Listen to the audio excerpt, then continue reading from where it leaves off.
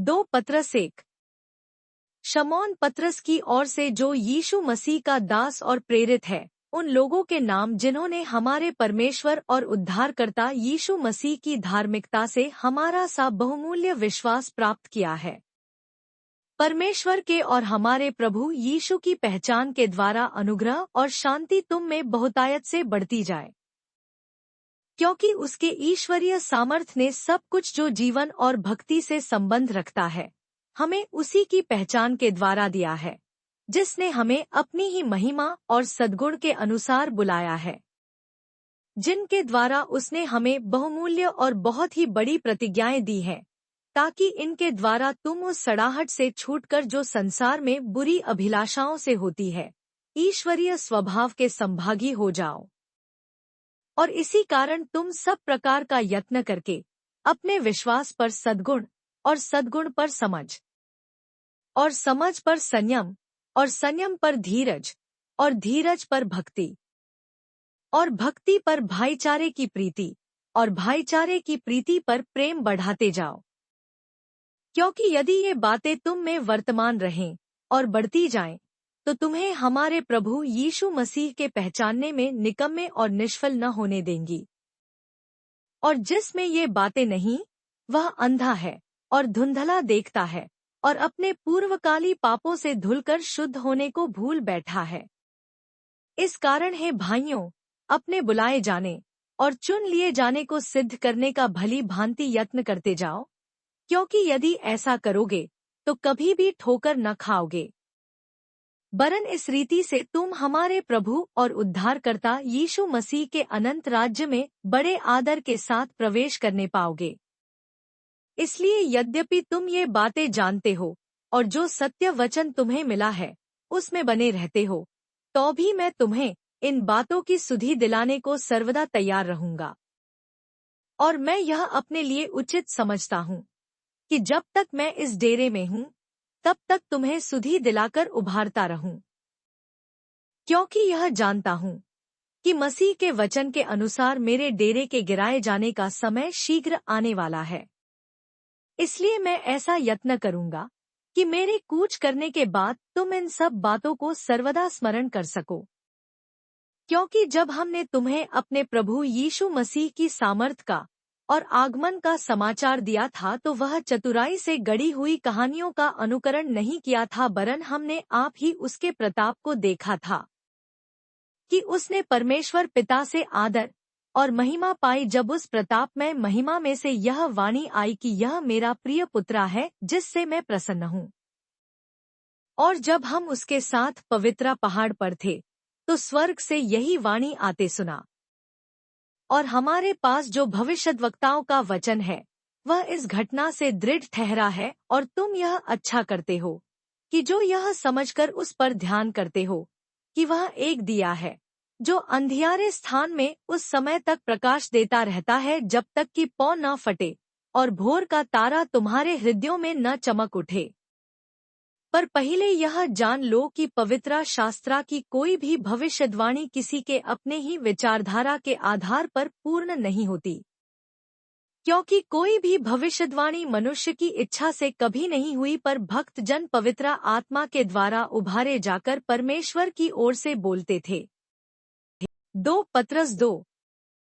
और जिस प्रकार उन लोगों में झूठे भविष्यद्वक्ता थे, उसी प्रकार तुम में भी झूठे उपदेशक होंगे, जो नाश करने वाले पाखंड का उद्घाटन छिप छिप कर करेंगे, और उस स्वामी का जिसने उन्हें मोल लिया है इनकार करेंगे, और अपने आप को शीघ्र विनाश में डाल देंगे।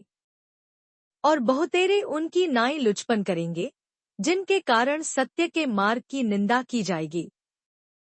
और वे लोभ के लिए बातें गढ़कर तुम्हें अपने लाभ का कारण बनाएंगे, और जो दंड की आज्ञा उन पर पहले से हो चुकी है, उसके आने में कुछ भी देर नहीं, और उनका विनाश ऊँघता नहीं। क्योंकि जब परमेश्वर ने उन स्वर्गदूतों को जिन्होंने पाप किया नहीं छोड़ा, पर नरक में भेजकर अंधेरे कुंडों में डाल दिया, ताकि न्याय के दिन तक बंदी रहें, और प्रथम युग के संसार को भी न छोड़ा, वरन भक्तिहीन संसार पर महाजल प्रलय भेजकर धर्म के प्रचारक नूह समेत 8 व्यक्तियों को बचा लिया। और सदोम और अमोरा के नगरों को विनाश का ऐसा दंड दिया कि उन्हें भस्म करके राख में मिला दिया, ताकि वे आने वाले भक्तिहीन लोगों की शिक्षा के लिए एक दृष्टांत बने। और धर्मी लूत को, जो अधर्मियों के अशुद्ध चाल चलन से बहुत दुखी था, छुटकारा दिया, क्योंकि वह धर्मी उनके बीच में रहते हुए और उनके अधर्म के कामों को देख देख कर और सुन सुनकर हर दिन अपने सच्चे मन को पीड़ित करता था। तो प्रभु के भक्तों को परीक्षा में से निकाल लेना और अधर्मियों को न्याय के दिन तक दंड की दशा में रखना भी जानता है। नीच करके उन्हें, जो अशुद्ध अभिलाषाओं के पीछे शरीर के अनुसार चलते और प्रभुता को तुच्छ जानते हैं, वे ढीठ और हठी हैं और ऊंचे पद वालों को बुरा भला कहने से नहीं डरते। तो भी स्वर्गदूत, जो शक्ति और सामर्थ में उनसे बड़े हैं, प्रभु के सामने उन्हें बुरा भला कहकर दोष नहीं लगाते। पर ये लोग निर्बुद्धि पशुओं ही के तुल्य हैं, जो पकड़े जाने और नाश होने के लिए उत्पन्न हुए हैं, और जिन बातों को जानते ही नहीं, उनके विषय में औरों को बुरा भला कहते हैं, वे अपनी सड़ाहट में आप ही सड़ जाएंगे। औरों का बुरा करने के बदले उन्हीं का बुरा होगा। उन्हें दिन दोपहर सुख विलास करना भला लगता है। यह कलंक और दोष है जब वे तुम्हारे साथ खाते पीते हैं, तो अपनी ओर से प्रेम भोज करके भोग विलास करते हैं। उन्हीं आंखों में व्यभिचारिणी बसी हुई है, और वे पाप किए बिना रुक नहीं सकते। वे चंचल मन वालों को फुसला लेते हैं। उनके मन को लोभ करने का अभ्यास हो गया है। वे संताप के संतान हैं। वे सीधे मार्ग को छोड़कर भटक गए हैं और बौर के पुत्रा बिलाम के मार्ग पर हो लिए हैं, जिसने अधर्म की मजदूरी को प्रिय जाना। पर उसके अपराध के विषय में उलाहना दिया गया, यहाँ तक कि अबोल गधी ने मनुष्य की बोली से उस भविष्यद्वक्ता को उसके बावलेपन से रोका। ये लोग अंधे कुने और आंधी के उड़ाए हुए बादल हैं। उनके लिए अनंत अंधकार ठहराया गया है। वे व्यर्थ घमंड की बातें कर करके लुचपन के कामों के द्वारा उन लोगों को शारीरिक अभिलाषाओं में फंसा लेते हैं, जो भटके हुओं में से अभी निकल ही रहे हैं। वे उन्हें स्वतंत्र होने की प्रतिज्ञा तो देते हैं, पर आप ही सड़ाहट के दास हैं, क्योंकि जो व्यक्ति जिससे हार गया है, वह उसका दास बन जाता है। और जब वे प्रभु और उद्धारकर्ता यीशु मसीह की पहचान के द्वारा संसार की नाना प्रकार की अशुद्धता से बच निकले और फिर उनमें फंसकर हार गए, तो उनकी पिछली दशा पहली से भी बुरी हो गई है। क्योंकि धर्म के मार्ग में न जानना ही उनके लिए इससे भला होता कि उसे जानकर उस पवित्र आज्ञा से फिर जाते जो उन्हें सौंपी गई थी। उन पर यह कहावत ठीक बैठती है कि कुत्ता अपनी छांट की ओर और धोई हुई सुरनी कीचड़ में लौटने के लिए फिर चली जाती है। 2 पत्रस 3।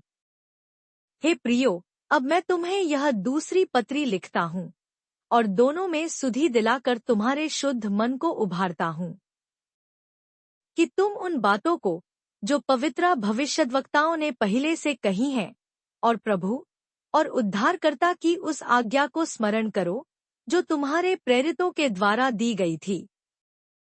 और यह पहले जान लो कि अंतिम दिनों में हंसी ठट्ठा करने वाले आएंगे, जो अपनी ही अभिलाषाओं के अनुसार चलेंगे और कहेंगे, उसके आने की प्रतिज्ञा कहाँ गई?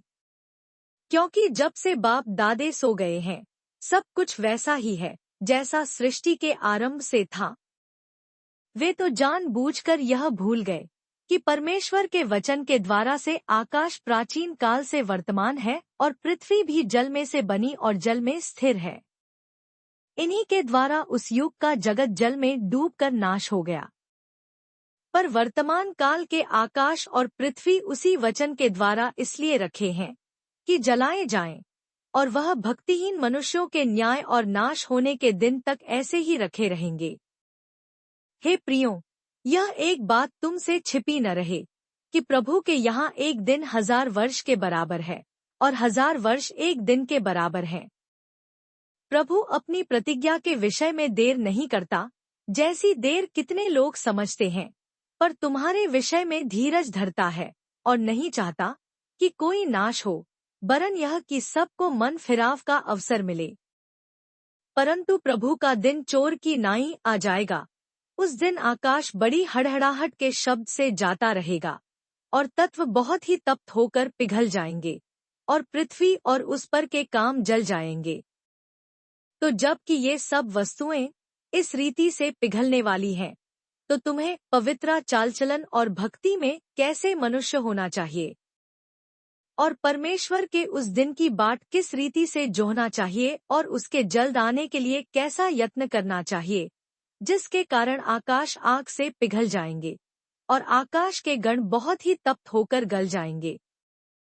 पर उसकी प्रतिज्ञा के अनुसार हम एक नए आकाश और नई पृथ्वी की आस देखते हैं, जिनमें धार्मिकता वास करेगी।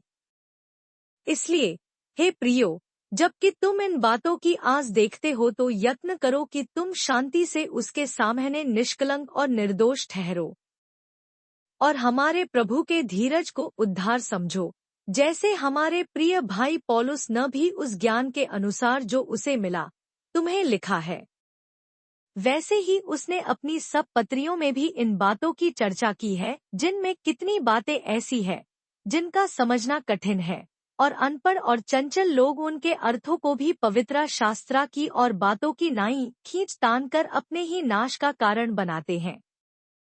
इसलिए हे प्रियो, तुम लोग पहले ही से इन बातों को जानकर चौकस रहो, ताकि अधर्मियों के भ्रम में फंसकर अपनी स्थिरता को हाथ से कहीं खो न दो, पर हमारे प्रभु और उद्धारकर्ता यीशु मसीह के अनुग्रह और पहचान में बढ़ते जाओ।